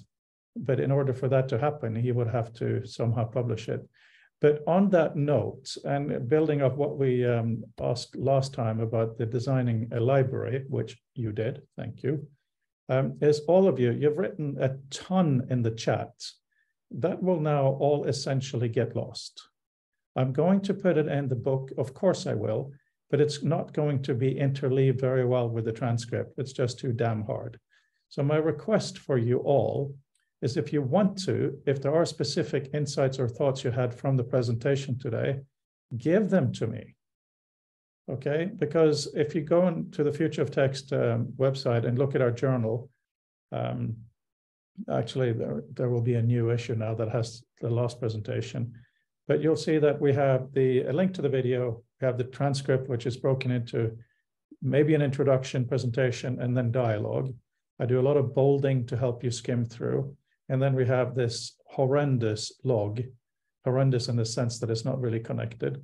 So if you give me a paragraph or a page or a sentence where you say, Arthur today said this and that, or whatever. Alan, this includes you. Just send it, okay? I would like it to be in a specific format, but it doesn't matter. It would just be such a great exercise, because maybe we can do it in such a fashion that Arthur can take it out from the journal and into Cosmo, right? If we can make things move around like this, then we get to that level of sharing. You heard me say that. I was just saying. You call out my name in the darkness. Just, yeah, no, Alan, I understand you have to go, but if you want to take some of your thoughts or some of the great stuff you wrote in the chat, email it to me. I will put it in after the transcript in the document, because we have to experiment with how to keep these conversations going, right? Okay. Okay, good. Thanks. See you later. My email, oh yeah, that's a good question, actually. It's my first name at my last name.com. That was Simon who asked. On that note, we are going to have another conversation coming up on how to design thoughtful conversations, which will be great. If you email me and want to be put on our little list, I will be very happy to make sure you get the email about that. But also on this publishing question, I think it would be really, really good if the tool people particularly and the users can have specific discussions of how to interchange data on this publishing thing. It can't all just be JSON, right? Although JSON has its wonderful uses.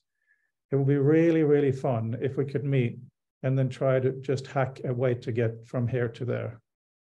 Because Arthur also did really emphasize specific tools for specific jobs. You know, in Doug Englebart's time, you could do NLS augment because there was nothing else. Today, we neither can nor should, right? Is there an appetite for that? I see some heads moving.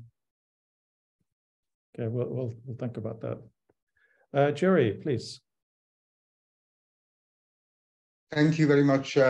Just on the last point, Arthur, when you talk about, yes, you do, we would like to be able to share all that, or your graph as a document, and then people can use it and whatever. And this really brings me back to the flipping the paradigm. Why are we still thinking in terms of documents? Any connected subgraph dynamically can live. And if all these graphs can live out there, you know, so this is why, you know, and of course you can share it, but you should be able to be really weaving together, remixing one global giant graph, which is attributed, and you can have full provenance of it.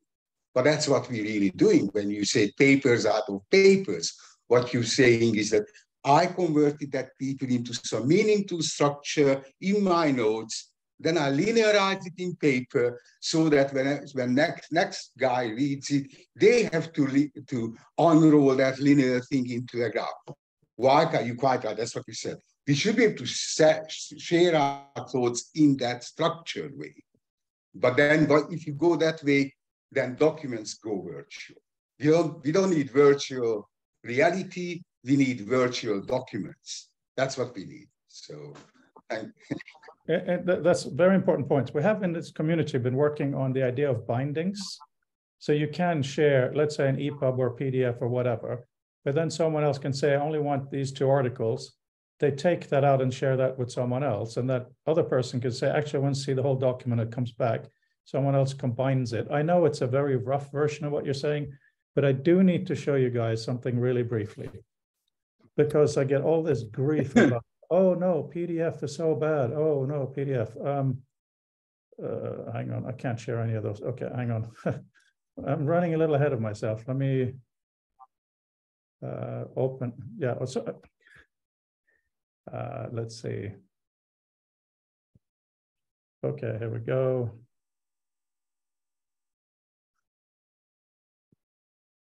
Okay, this is just really, really simple. It's just to make one. That's not for public. Right. So this is just a normal document, right?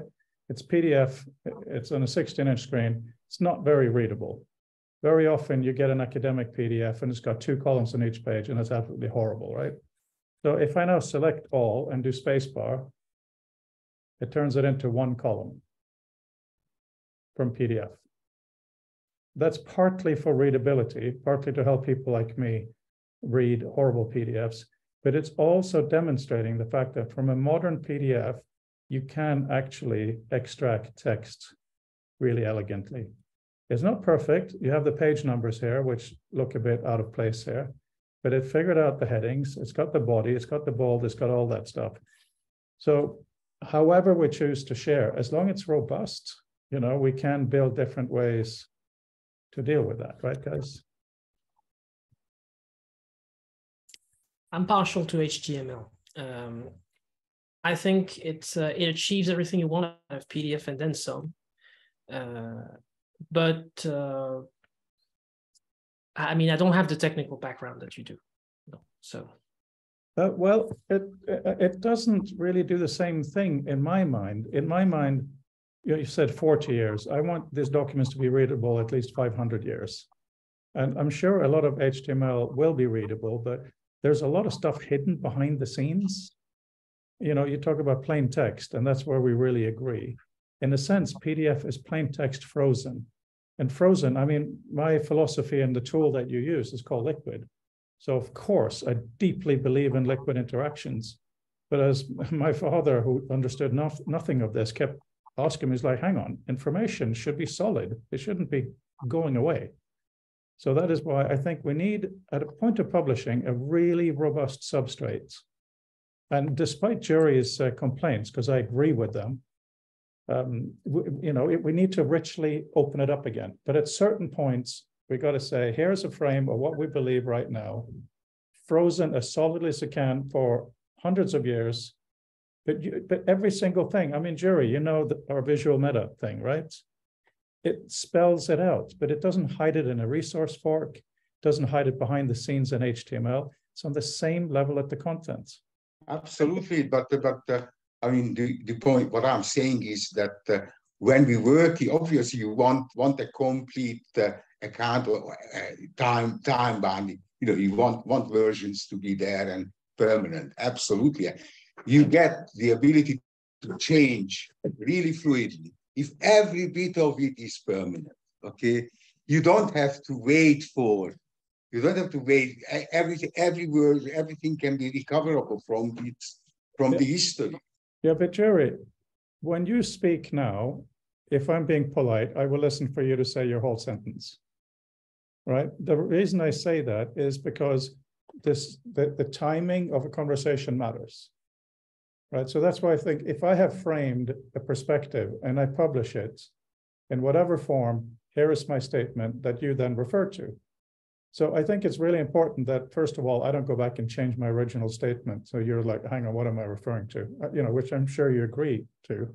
So I think what we're having now is kind of a fake discussion, because I do think, knowing you for many years, we agree.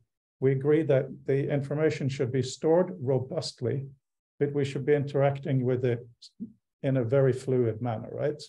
So if we can, in the community, try to combine those two things, talk separately about how we publish, from how we interact, and how we share, I think that would be very valuable. Because otherwise, we'll be gone around. Just respond quickly. There's a misunderstanding. I turn my HTML, whatever, into PDF precisely because it's a solid, as you said, frozen. But what I was talking to Arthur is, when I share you a PDF of what I've written, I actually want to give you the whole graph from which it emerged. That's what I'm talking about. Don't share the text just as text, but structured, and the context recoverable. Oh, Jerry, this is one thing that at a different forum, I would really like to talk about how to do, because that's something that can quite literally slot into visual meta. And that's something that, whatever format it is, it's just an approach. At the end of it, if you say, here it is in JSON, here it is in XY coordinates, here it is in whatever, I don't give a monkeys. As long as you say what it is, put it in there. So yeah, that's worthwhile. Peter. Yeah, the real beauty of visual meta is that you can embed it in the PDF document.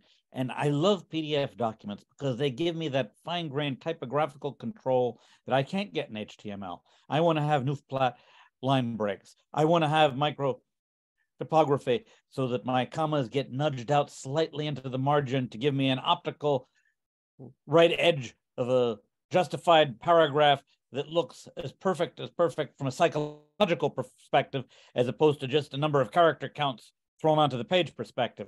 And I think the best way to get the best of all worlds is to use standoff markup to have a raw text document that the standoff markup is referring to, a grammar defining how that standoff markup is going to be combined with the raw text, and then use that to generate source code going into a typesetting system to produce your final PDF, which should also have the visual meta in it in case you don't have access to those other originating files.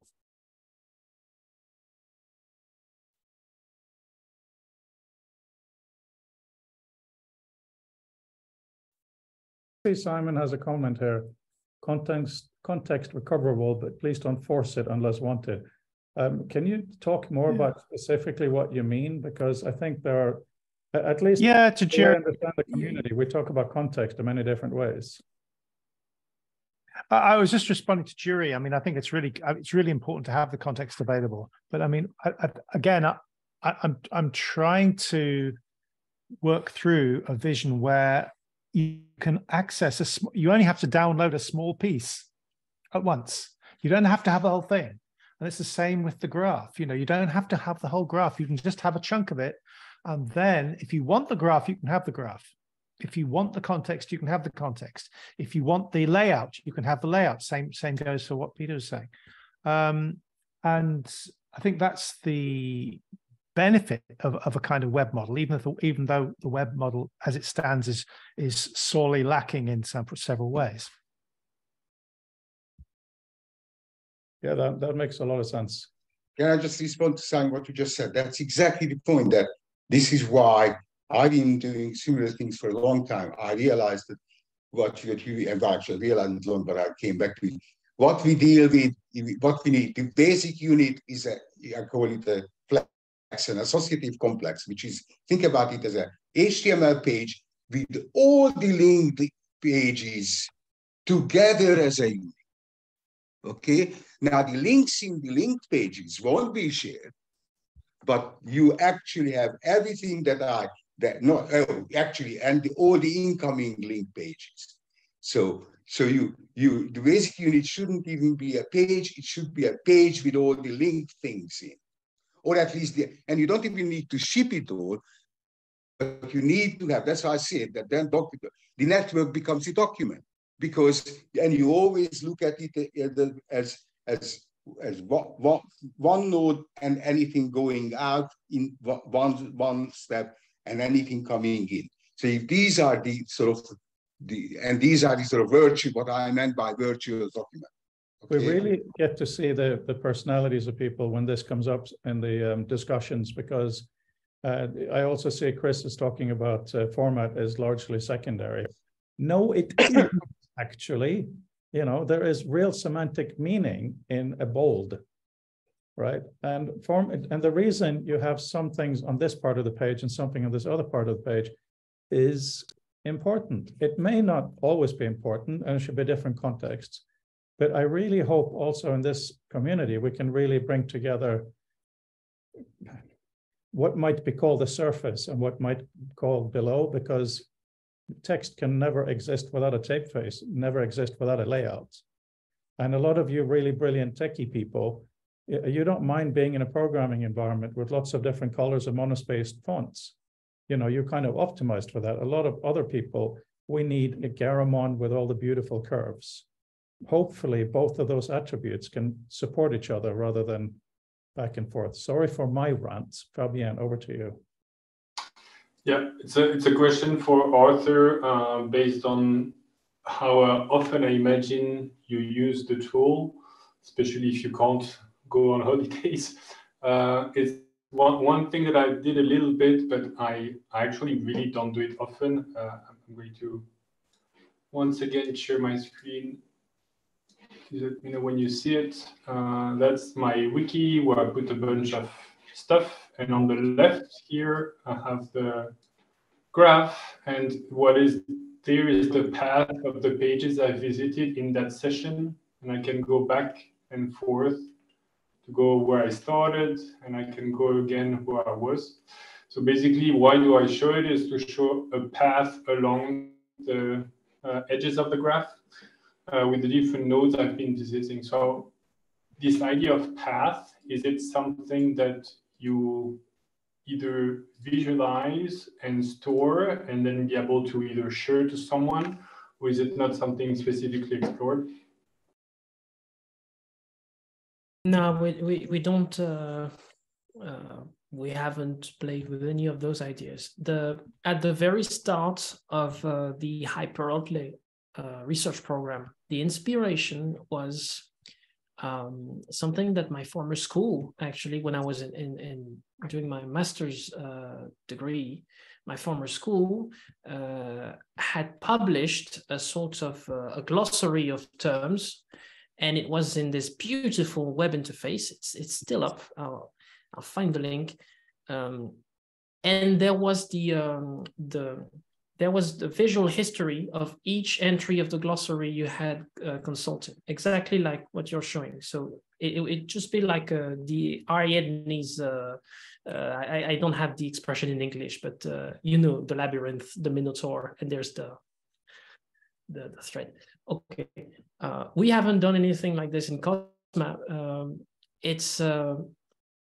We've been focusing more on moment-to-moment use of, I'm just dipping into this and trying to get a snapshot of the software at a given moment. We call this views. It's like a visual bookmark, basically. Imagine you focused on a node and filtered out a record type or something, and then you just, I want this frozen so I can access it later. We've done that. So moment-to-moment sort of saves of the visual state of the program. It's completely broken. It's not working at all, but Guillaume is in the process of fixing it because we really like that feature. But we haven't done anything in the sort of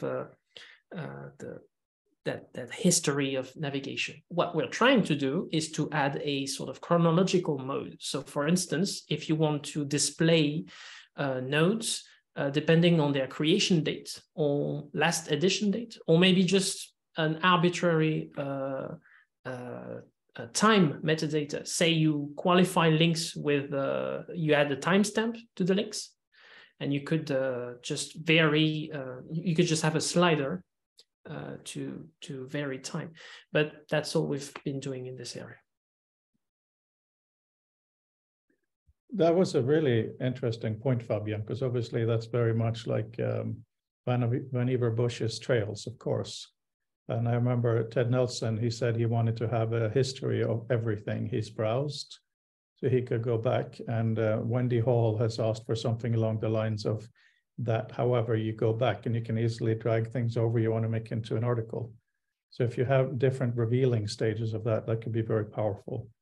But in closing today, considering the different aspects we talked about connections, documents, and graphs. On the notion of library, I mean, I think the web is great and all of that, but I don't really understand the notion of how fragile it is with links breaking because someone forgot to pay for a domain name server and things like that. So how can documents connect by being just documents and also with graphs? You know, is a graph kind of a document in this world? In a, you know, talking about not sharing too much context. Could we imagine that, you know, I work in my little world in author and reader, and Arthur has got a view, and then Jury is, you know, doing another thing where we can actually move knowledge between us and we don't have to rely on outside sources. Can we do that?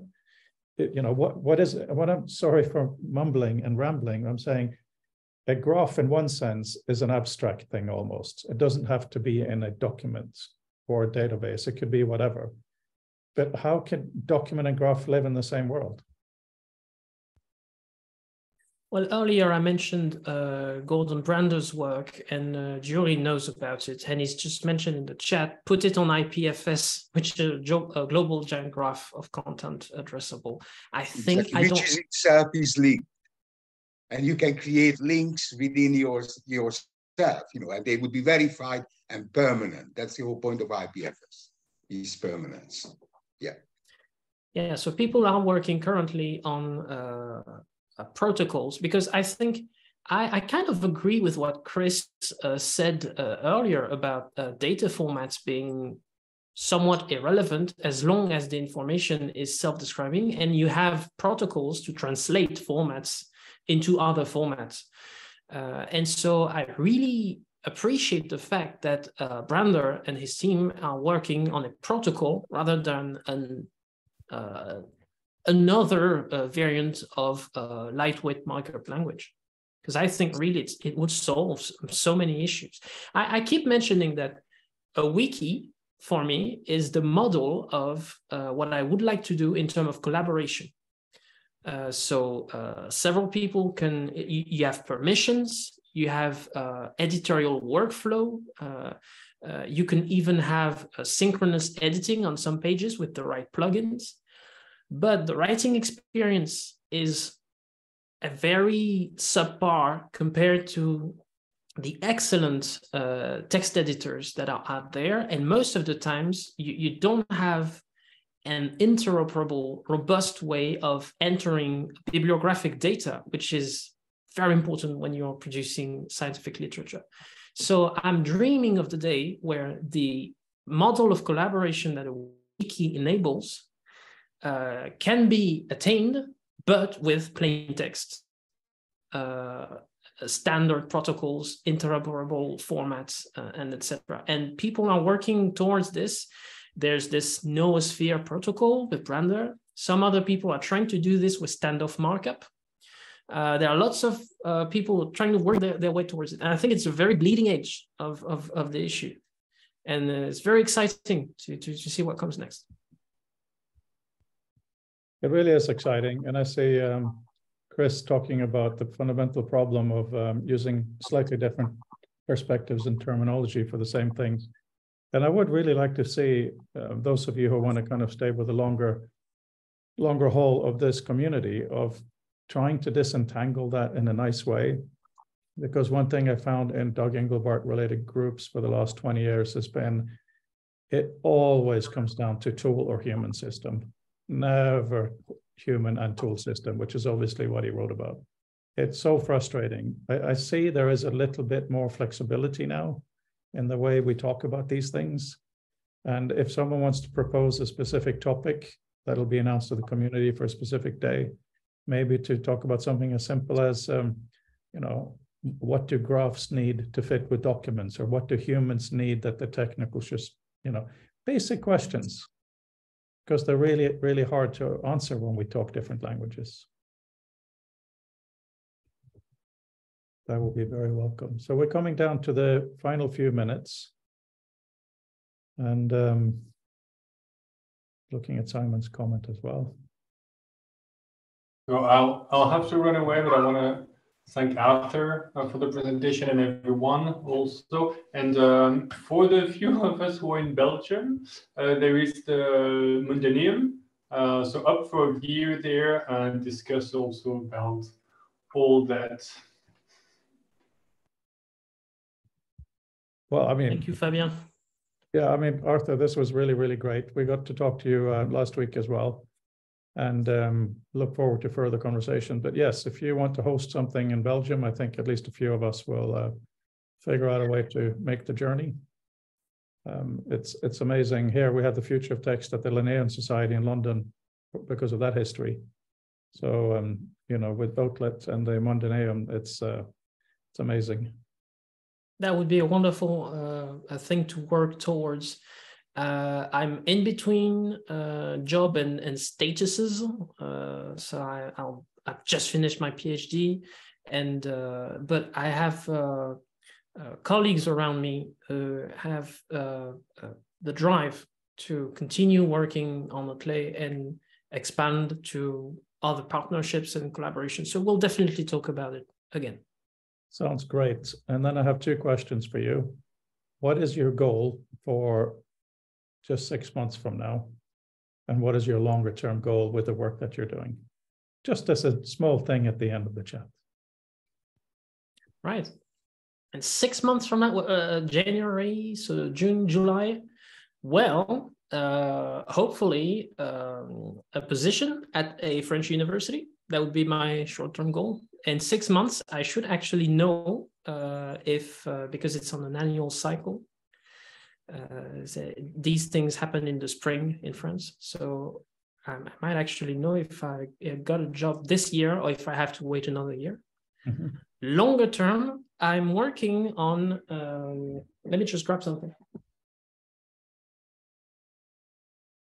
I made use of Umberto Eco's How to Write a Thesis. It's the French edition, of course. When I was writing my own dissertation, it's a fantastic book. And even the technical section on index cards hasn't aged, really. There are sections where Eco actually shows his index cards and the sort of types that he used and the way he links them. It was instrumental in helping me sort of formulate some of my ideas. The only thing I regret from the book is that when it comes to typography, it's all about the typewriter, because he wrote it in the, I don't know, 70s or 80s. Or maybe even earlier. I can't remember the original date. But so the longer term, one of the things that I'm working towards would be writing a book about how to write a PhD dissertation, but adapt it to the computer age and to the personal documentation systems that I've been studying. Well, that sounds very. But that's many years away. We look forward to being part of that discussion over time. Yeah, that's, wow, that's a very good goal. I can see where in the bookshelf on the other side of the room, I think it would slot right in. So that's very lovely. Okay, we will meet again, those of us who would like to, Monday week. Last year we did Mondays and Fridays. This year we're doing Mondays, but we're also more focused on specific topics and talks. So thank you, everyone. And those of you who want to, same time, same Zoom, exactly in a week. Have a good week, everyone. Bye for now. Bye. Take care.